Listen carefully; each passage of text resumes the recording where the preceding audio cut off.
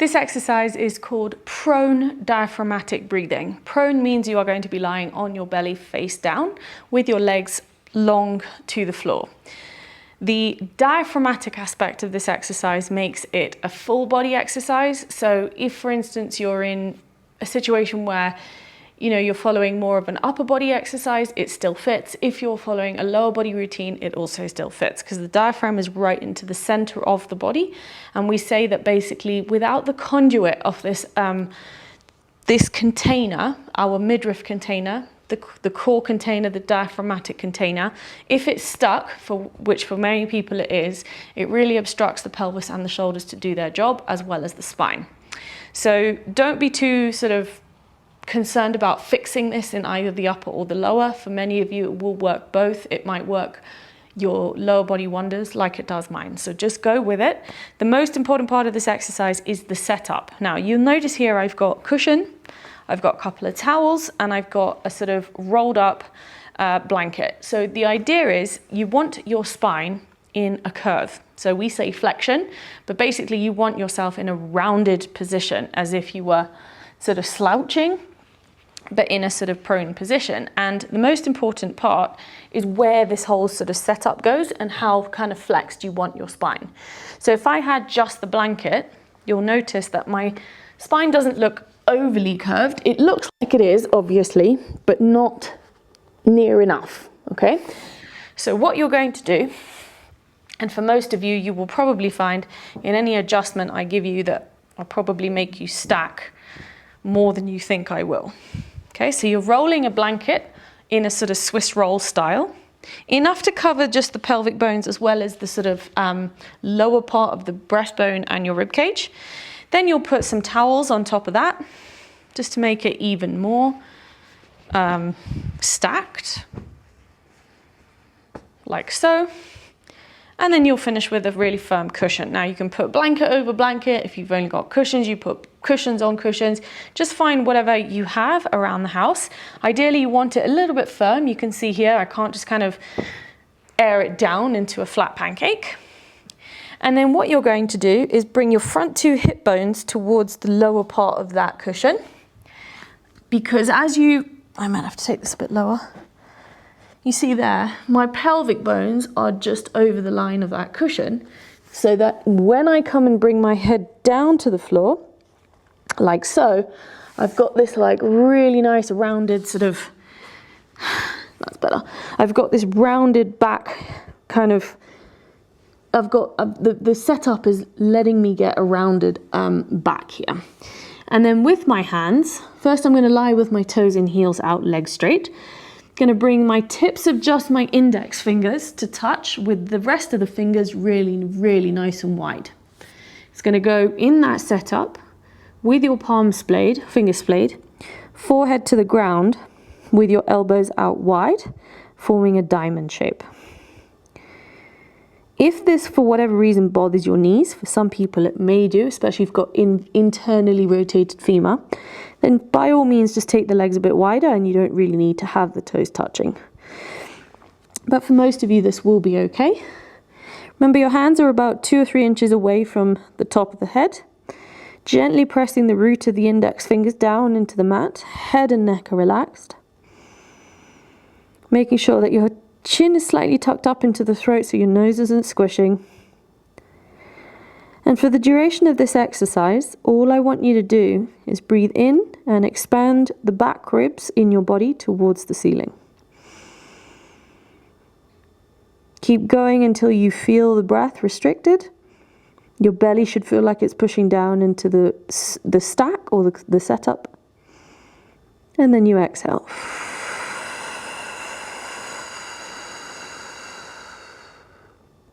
And again.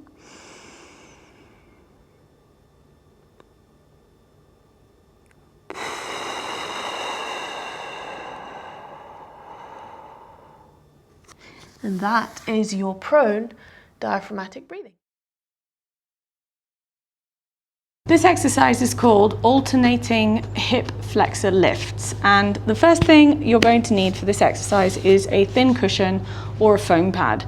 And the reason you're going to need this is because when you put your head down, it's really important that we establish a neutral spine, a neutral pelvis, and this really just allows your skull, the shoulder blades and the sacrum to sit in a nice neutral position.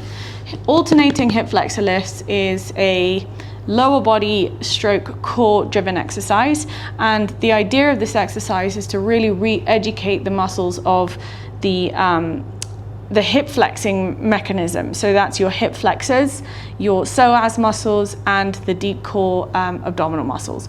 What tends to happen with this main focus in the fitness industry at the moment, where everyone's talking about core, is we tend to build the superficial muscles of our core, but the deep actual muscles of the core function get sort of left behind, and they're the ones that then end up becoming underutilized, if you like, and therefore causing compensatory patterns. And such compensatory patterns may be things like lower back pain, like really stiff hips, difficulty coming into a forward fold as an example, or folding forwards, really tight shoulders, tight neck, and difficulty recovering from sports activities like yoga, etc. You might feel like you do those things and then you have a really stiff body. Usually I see things in clients that lead me to believe that they don't have a very supportive core, and this therefore causes some compensatory and dysfunctional patterns. So the first thing we're going to do is we're going to lie down on our back with our knees bent. This is called the hook lying position. And you're going to put your thin cushion or your foam pad just underneath your skull. Really notice that the foam pad is directly under my skull with the nape of my neck completely clear. So I'm not bringing that foam pad or the cushion to touch the top of my shoulders. Head is relaxed. I've got my sacrum down on the floor, feet to hip distance, and I'm not having my feet too far to the back of my thighs here. I'm really learning to just keep my pelvis in a nice, stable and supported position. From here, for the alternating hip flexor lifts, what we are going to do is first find the pressure of our feet down into the ground. So you're going to find the balls of the feet from the big toe, the pinky toe, and the heels pressing gently down into the ground. And then you're going to bring your hands just to the top of either one of your hip bones. Feel a gentle compression of your sacrum down into the ground. And then what you're going to do is lift the left heel here. And as you lift the left heel, you're simply lifting the left leg from the hip flexors without engaging your deep core abdominals for now, about 3 inches off the ground. And then you're going to place the left foot down onto the ground, and you lift the right heel without letting the pelvis tilt, without letting the knees drop. You lift the right leg 3 inches off the ground. My right toes point slightly as I lift. Notice if there's any tension in your jaw or your pelvic floor muscles. I want you to learn to breathe in to set, exhale to lift. Inhale, lower the left leg. Exhale, lift the right leg. I'm not going higher than about 2 or 3 inches. I'm not holding tension in my neck. I'm not holding tension in my jaw. I'm not holding my deep core abdominal muscles. I'm simply learning to re-educate the hip flexor muscles and the psoas muscles. It keeps my pelvis stable as I learn to re-educate these important stabilizing muscles. And I just felt there, as I lifted my left leg, I felt like my left shoulder wanted to hike up. So really just pay attention to where this could be causing some imposition or imbalance or compensations in your body. And you're going to do 3 sets of 15 repetitions in this exercise. And then lift. And lower and lift.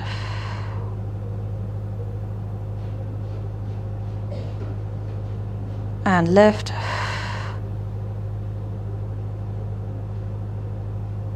And lower and lift. This is called alternating hip flexor lift. This exercise is called flexion abdominal crunches. Now, even though the name suggests that you're going to be doing crunches, the first thing I want to point out is these crunches are going to feel very different to any kind of typical crunches that you've ever done in the gym. What this exercise is designed to do is it's going to help you re-educate the muscles in your lower limbs, so from knee down, by virtue of you being in your flexion abdominal position, and I'll show you what that means. But it's also helping you re-educate what a core exercise is actually supposed to feel like. And you're going to engage your hip flexors, your pelvis is going to be in a neutral position, and you're going to be really called on using your shoulder girdles and the deep core abdominal muscles as they were designed for this exercise. And it really sort of helps the body come back into the right position. It positions the body with the load joints one above the other. That's your ankles, knees, hips, and shoulder girdles stacking one above the other, and therefore just gives your body a smooth outcome in the joints rather than a sort of wear and tear. So for this exercise, this is my imaginary wall, by the way, just because my camera angle at the moment won't allow me to film right against the wall. So this is your wall, and you're coming to lie down on your back with a foam pad or a cushion under your skull for this exercise, with your feet to the wall like so. Your knees are significantly bent over the line of your rib cage. Now what that means is, if you look carefully, you can see that my knee falls just sort of on top of my rib cage. So my knees are quite bent here, my feet are hip distance, and my ankles are in line with my knees. This is your flexion abdominal position, and I encourage you to use the foam pad underneath your skull without interrupting the back of the neck, so that the foam pad or the cushion isn't too far away, but it's also not too close to the back of your shoulders or your neck.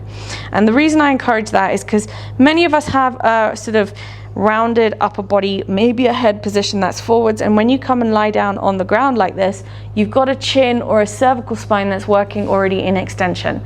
So if that's the case, that's going to make things a little bit more difficult for you, and we're not really fixing the compensatory patterns by allowing our body just to sort of lie down flush onto the ground.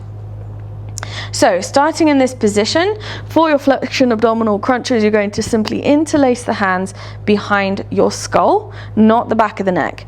You're going to open the elbows out nice and wide, allow the pectoral muscles just to release. Take a few breaths here.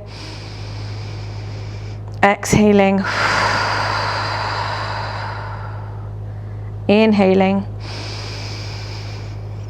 And exhaling. And then from here, for your flexion abdominal crunches, you are simply going to inhale here, inflate the belly.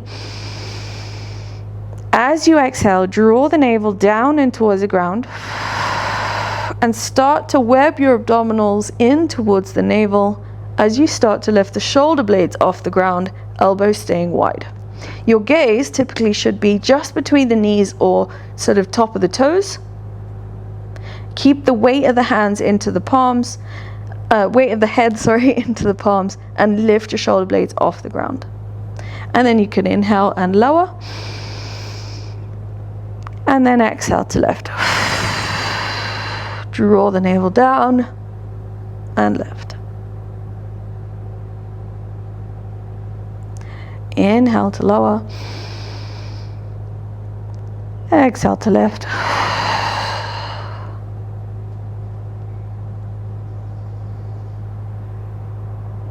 Inhale to lower,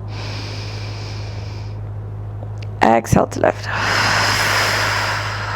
If you see any doming, which means you're kind of pushing your belly button up, I would suggest you simply start by taking a lower range of motion. So from here, what it would look like for you to sort of modify this exercise would be to inhale and then exhale.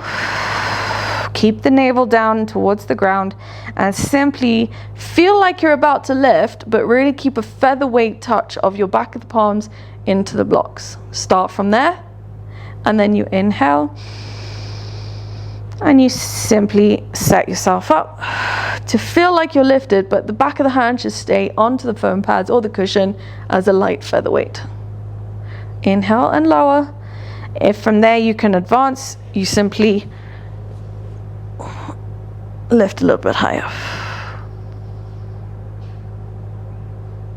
And then you gradually lift higher and higher from there. This is a really great exercise to really help you reintegrate proper function in the core, but also while keeping the lower legs and the lower body in a proper sort of alignment with your feet and your lower legs, contributing to a stable pelvis. This exercise is called flexion abdominal crunches. This exercise is called side bridge lifts, and essentially what we're doing is we're using the whole of the lateral side of your body to then engage the trunk, the core abdominals, and this exercise it's more of a functional exercise that will really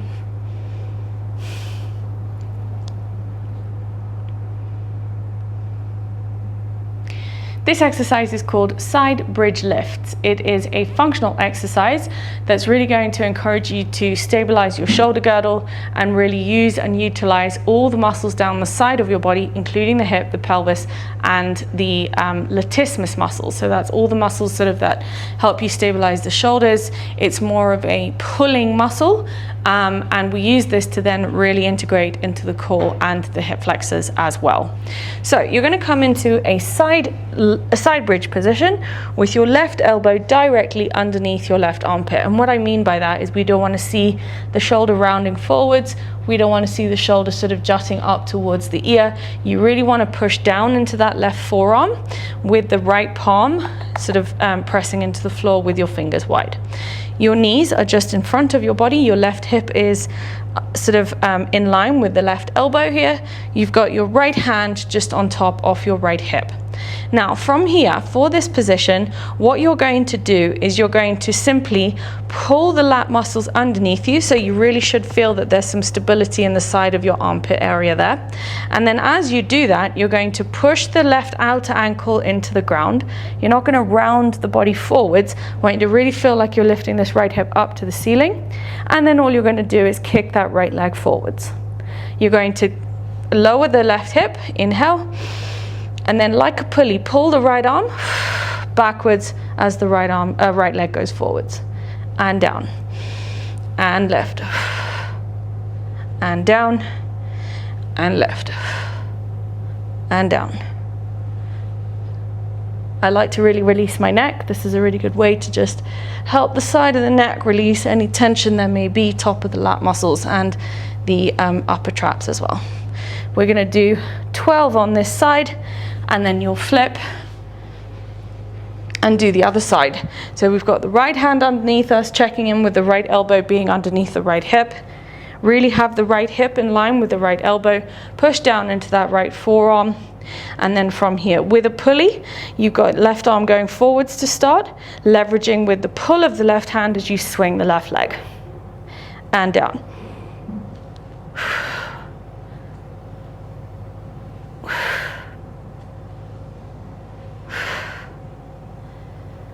Push up to lift. Those are your side bridge lifts.